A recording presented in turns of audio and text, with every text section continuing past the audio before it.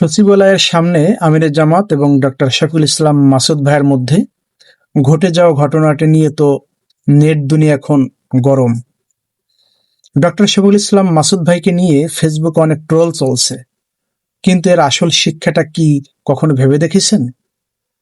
যাদের হুঙ্কারে ফ্যাসিস্ট সরকারের মসনদ কেঁপে উঠত, জেল জুলুম যাদের মাথা নোয়াতে পারেনি, সেই ডক্টর শফিকুল ইসলাম মাসুদ ভাই কিন্তু আজকে আমিরে জামাতের সামান্য ইশারায় একদম চুপ হয়ে গেলেন, কোনো টু শব্দ পর্যন্ত করলেন না।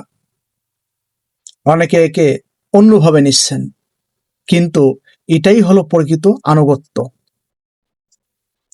একজন কেন্দ্রীয় নেতা হয়েও দলীয় শৃঙ্খলার কাছে নিজেকে কতটা সমর্পণ করতে হয়, এটি তার জ্বলন্ত উদাহরণ।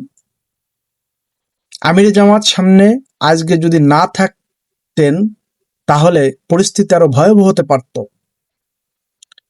সবচেয়ে সুন্দর ব্যাপার হলো, পরিস্থিতি শান্ত হওয়ার পর আমিরে জামাত নিজেই অত্যন্ত ভালোবেসে ডক্টর শফিকুল ইসলাম মাসুদ ভাইয়ের কপালে চুম্বন করলেন। এটাই জামাত ইসলামের আসল সৌন্দর্য ও শক্তি। এই শৃঙ্খলা নিয়ে আপনাদের কি মতামত কমেন্টে জানাতে পারেন।